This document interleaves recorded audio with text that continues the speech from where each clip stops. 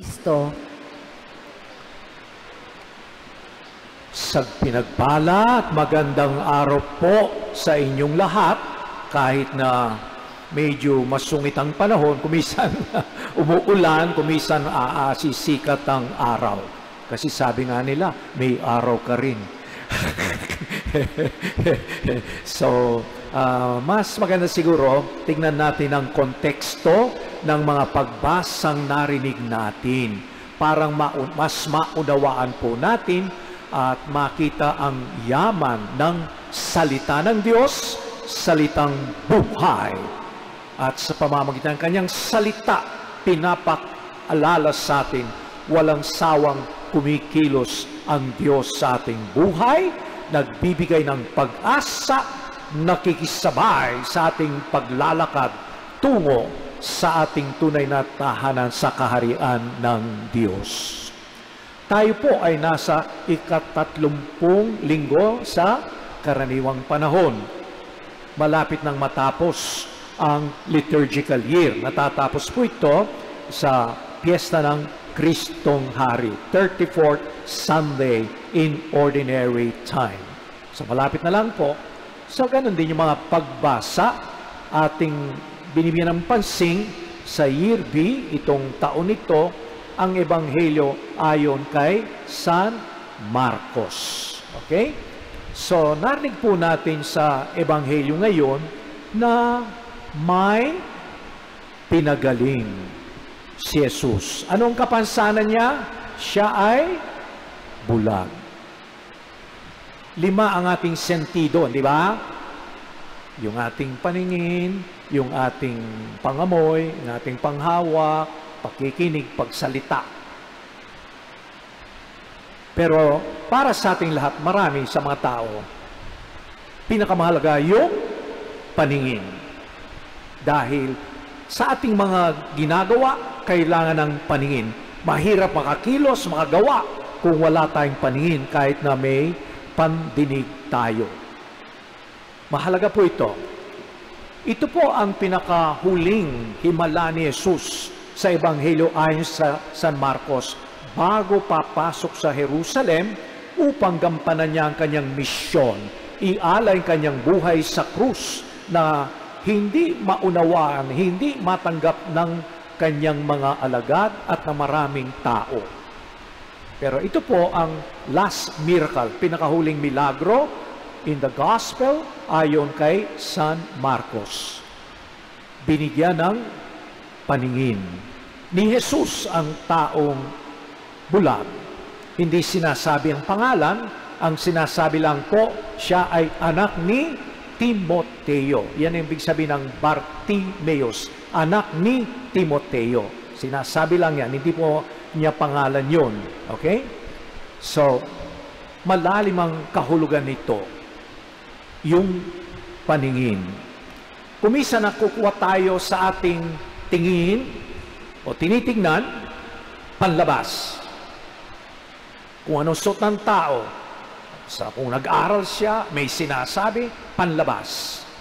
Pero pinapaalala sa atin, mas mahalaga yung kalooban ng tao. Dito makikilala ang tunay nating pagkatao, hindi panlabas. Hindi dahil napakaganda, magara ang suot mo, maganda ang iyong pagkatao. Hindi. Marahil, first class ang suot mong, damit. Pero, ang kalooban mo, not necessarily malinis, busila. May mga taong marahil magara, pero corrupt sa loob. Marahil gusgusin ang isang tao, marusing, pero mayroon siyang puso, mababang loob, mahabag.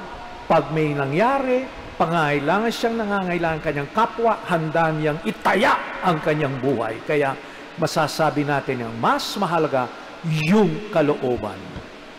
Kalooban ng tao, ito ang nagsasabi kung sino talaga siya. Panlabas, hindi kumisan tiyak na tinuturo ang kalooban. So, ito po ang pinakahuling milagro ni Jesus. Pinagaling niya yung bulag. Marahil yung bulag, hindi pinapansin ng mga tao. Narinig natin, pinatahimik nga siya. Huwag ka nga sumigaw. Nakakadistorbo ka. Pero lalo siyang sumigaw. Jesus, anak ni David, sabi niya, di ba? Mahabag po kayo sa akin. Yan ang ating kailangan laging hingin sa Diyos. Habag. Laging nahahabag ang Diyos sa atin, kaya nararapat lang tayo ay marunong mahabag sa ating kapwa. At very interesting po, napagandang tingnan, yung bago nito, yung miracle also, nandun din, narinig natin na 2 Sundays ago, yung pagpapagaling ni Jesus sa isang taong bingi at pipi. Natandaan yon? Bingi at pipi. Pinagaling ni Jesus. Mga kapatid, yung kapansanan, hindi lamang po pisikal. Tinuturo ang mas malalim na katotohanan. Marahil ang kapansanan ay spiritual. Bingi, pipi, bulag, di lang pisikal. Di ba may kasabihan tayo sa Tagalog? Mas bulag ang taong nagbubulagan kesa sa taong bulag. Mas bingi ang isang tao kesa sa taong ayaw makinig. Ang pangkaraniwan ay mahirap gisingin ang taong hindi natutulog, ngunit gising. Kung nasa loob ng kwarto, kakatok ka, ayaw niyang buksan ang pinto, parang nagpaparandam kuno na siya ay tulog pero gising. So, ito ay isang pananawagan sa ating lahat. So, minsan, bingi, ayaw makinig sa salita ng Diyos. Ayaw makinig sa katotohanan kung may sinasabi yung iba sa kanyang gawain, sa kanyang kilos. Minsan, pipi, di nagsasalita ang tao kahit na magsalita para sa katotohanan. Ayaw niyang masangkot. So, ito po ang mga big sabihin, hindi lang physical but spiritual realities. Bulag, oo, nakakakita ang isang tao, pero kumisan bulag sa nangyayari sa kanyang kapaligiran. Buti pa itong bulag na banggit sa Ebanghelyo, bulag nga siya.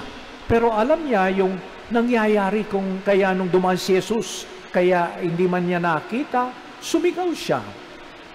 Jesus, anak ni David, mahabag po kayo sa akin. No? So ito isang paalala sa ating lahat. No? Nandiyan ang Panginoon para gabayan tayo, para ibalik ang dating kagandahan ng tao na iwinaksi na wala nung siya ay nagkasala. Kaya sa unang pagbasa, galing kay Propeta Jeremias. Maganda rin tignan anong sitwasyon ng mga tao. Walang pag-asa, walang kinabukasan. Sila ay nadala bilang alipin sa iba't ibang bansa. Anong sabi ng Panginoon sa pamamagitan ni Propeta Jeremias? Ako'y darating upang pag-isahin ang aking bayan. Sa kabila ng pagre-rebelde, kanilang pagtalikod sa Diyos, nandun pa rin ang Diyos. Ako ay Ama.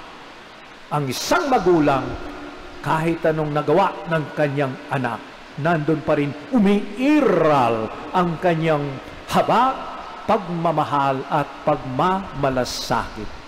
Yan ay larawan ng Diyos na mahabagin sa atin.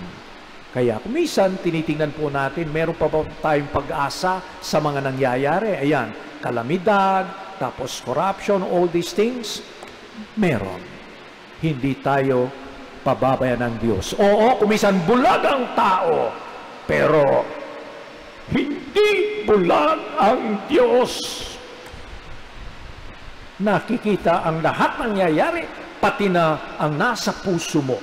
Kung may masama kang hangarin o may mabuti kang balak para sa iyong kapwa. Sana po, yan ang ating hinang biyaya. Panginoon, Kung minsan kami po ay bulag, bigyan mo kami ng paningin upang makita ka sa aming kapwa. Dumadaing yung ibang tao, pero kung minsan kami ay nagbibingi-bingi, bigyan mo kami ng pandinig, bigyan mo kami ng kapangyarihan magsalita para sa iyo, para sa katotohanan. Di po huli ang lahat. Yan ang iyong sinasabi sa amin. Lagi mo kami binibigyan ng pag-asa. Salamat, Panginoon, sa iyong habag at awa. Diyan kami nabubuhay at sana kami rin po ay punong-puno ng habag at awa upang makapiling ka balang araw.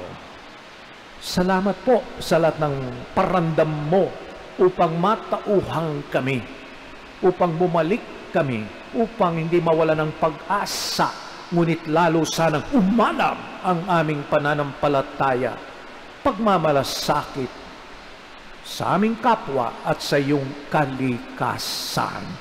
Bunga ng ibang makasariling tao, nasirang kalikasan, kami po ay nagiging biktima at naway sa aming pagpapahalaga sa iyong kalikasan. Unti-unti ibabalik mo ang kagandahan ng tao, pati na ang kalikasan. Amen.